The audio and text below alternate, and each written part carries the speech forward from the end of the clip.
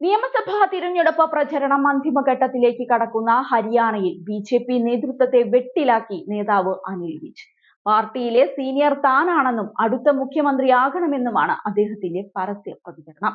താൻ മുഖ്യമന്ത്രിയാകണമെന്ന് നിരവധി പേർ ആവശ്യപ്പെടുന്നുണ്ടെന്നും അനിൽ വിജ് പ്രതികരിച്ചിരിക്കുകയാണ്. നിലവിലെ മുഖ്യമന്ത്രി നയാബ് സിംഗ് സേനിയെ വീണ്ടും മുഖ്യമന്ത്രി സ്ഥാനാർത്ഥിയായി പ്രഖ്യാപിച്ച് ബി.ജെ.പി. പ്രചരണം മുന്നോട്ട് കൊണ്ടുപോകവെയാണ് അനിൽ വിജിന്റെ ഈ രംഗപ്രവേശനം. മാസങ്ങൾക്ക് മുൻപ് നടന്ന മന്ത്രിസഭാ അഴിച്ചുപണിയിൽ ക്യാബിനറ്റിൽ നിന്ന് പുറത്തായ ബി.ജെ.പി. നേതാവാണ് അനിൽ വിജ്.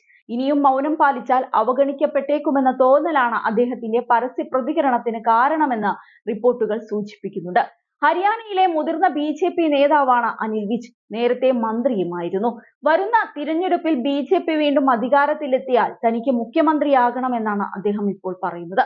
ബി.ജെ.പിയിലെ സീനിയറായ നേതാവ് താനാണ് എന്നും അദ്ദേഹം യോഗ്യതയായി ചൂണ്ടിക്കാട്ടുന്നുണ്ട്. 6 തവണ നിയമസഭയിലേക്ക് തിരഞ്ഞെടുക്കപ്പെട്ട ബി.ജെ.പി. നേതാവ് കൂടിയാണ് അനിൽ വിജ്. ഇന്നുവരെ പാർട്ടിയിൽ നിന്ന് ഒന്നും ആവശ്യപ്പെടാത്ത വ്യക്തി കൂടിയാണ് അദ്ദേഹം. ഇത്തവണ മുഖ്യമന്ത്രി പദം ആവശ്യപ്പെടും.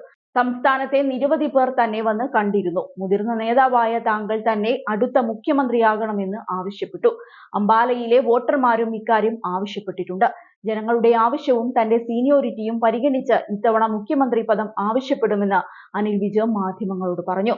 ബി.ജെ.പി. നേതൃത്വം തന്നെ മുഖ്യമന്ത്രിയായി നിയോഗിക്കുകയാണെങ്കിൽ സംസ്ഥാനത്തിന്റെ പ്രതിച്ഛായ മാറ്റുമെന്നാണ് അനിൽ വിജ് പറയുന്നത്. എന്നാൽ ബി.ജെ.പി. കേന്ദ്ര നേതൃത്വത്തിന് അനിൽ വിജിനോട് അത്ര താല്പര്യമില്ല എന്നാണ് വിവരം. മനോഹർ ലാൽ ഖട്ടറിനെ മുഖ്യമന്ത്രി പദത്തിൽ നിന്ന് മാറ്റുമ്പോൾ അടുത്ത സാധ്യതയുള്ള വ്യക്തികളിൽ ഒരാളായിരുന്നു അനിൽ വിജ്. എന്നാൽ അന്ന് ബി.ജെ.പി. കേന്ദ്ര നേതൃത്വം നയാബ് സിംഗ് സേനിയെയാണ് മുഖ്യമന്ത്രിയാക്കിയത്. കഴിഞ്ഞ മാർച്ചിലാണ് മനോഹർ ലാൽ ഖട്ടർ ഹരിയാനയുടെ മുഖ്യമന്ത്രി പദം ഒഴിഞ്ഞത്. ഈ വേളയിൽ മന്ത്രിസഭയിൽ അഴിച്ചുപണി നടത്തുകയും അനിൽ വിജിനെ ക്യാബിനറ്റിൽ നിന്ന് ഒഴിവാക്കുകയും ചെയ്തിരുന്നു. ഇത്തവണയും അനിൽ വിജ് ബി.ജെ.പി. ടിക്കറ്റിൽ മത്സരിക്കുന്നുണ്ട്. അംബാല കന്റോൺമെന്റ് മണ്ഡലത്തിൽ നിന്നാണ് മത്സരിക്കുന്നത്. കഴിഞ്ഞ ദിവസം അദ്ദേഹം പത്രിക സമർപ്പിച്ചിരുന്നു.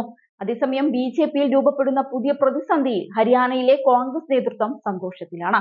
അവർക്ക് ബി.ജെ.പിക്കെതിരെ ഒരു പ്രചരണ ആയുധം കൂടി കിട്ടിയിരിക്കുന്നു. ബി.ജെ.പി. 3ാം തവണയും അധികാരത്തിലെത്തുന്നത് എന്തു വില കൊടുത്തും തടയുമെന്നാണ് കോൺഗ്രസ് നേതാക്കൾ പറയുന്നത്. ഭൂപിന്ദർ സിംഗ് ഹൂഡയുടെ നേതൃത്വത്തിൽ തന്നെയാണ് ഇത്തവണയും കോൺഗ്രസ് ജനവിധി തേടുന്നത്.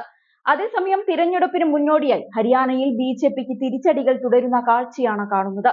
തിരഞ്ഞെടുപ്പിൽ ടിക്കറ്റ് നിഷേധിക്കപ്പെട്ടതിനെ തുടർന്ന് നിരവധി നേതാക്കളാണ് ഇതിനോടകം തന്നെ പാർട്ടി വിടുകയും കോൺഗ്രസ് ഉൾപ്പെടെയുള്ള മറ്റു പാർട്ടികളിലേക്ക് ചേക്കേറുകയും ചെയ്തിട്ടുള്ളത്. സംസ്ഥാന ബി.ജെ.പി. ഉപാധ്യക്ഷൻ ജി.എൽ. ശർമ്മയടക്കമുള്ള നേതാക്കളാണ് കഴിഞ്ഞ ദിവസങ്ങളിൽ കോൺഗ്രസിലേക്ക് എത്തിയത്. ബി.ജെ.പി. സീറ്റ് നിഷേധിച്ചതിന്റെ അതൃപ്തിയുണ്ടെങ്കിലും സംസ്ഥാനത്ത് കോൺഗ്രസ് അനുകൂല സാഹചര്യമുണ്ടെന്ന തിരിച്ചറിവിന്റെ അടിസ്ഥാനത്തിലാണ് നേതാക്കളുടെ ഈ കൂടുമാറ്റമെന്ന വിലയിരുത്തലുമുണ്ട്. മാത്രമല്ല, കർഷക സമരം മുതൽ വിനേഷ് ഫോഗട്ടിന്റെ ഒളിമ്പിക്സ് മെഡൽ നഷ്ടം വരെയുള്ള വിവിധ ഘടകങ്ങൾ ഹരിയാനയിൽ ഇത്തവണ ബി.ജെ.പിക്ക് തിരിച്ചടിയായേക്കുമെന്ന് രാഷ്ട്രീയ നിരീക്ഷകർ തന്നെ ചൂണ്ടിക്കാട്ടുന്നുണ്ട്. ഒക്ടോബർ 5-നാണ് പോളിംഗ്, 8-ന് ഫലം പ്രഖ്യാപിക്കും.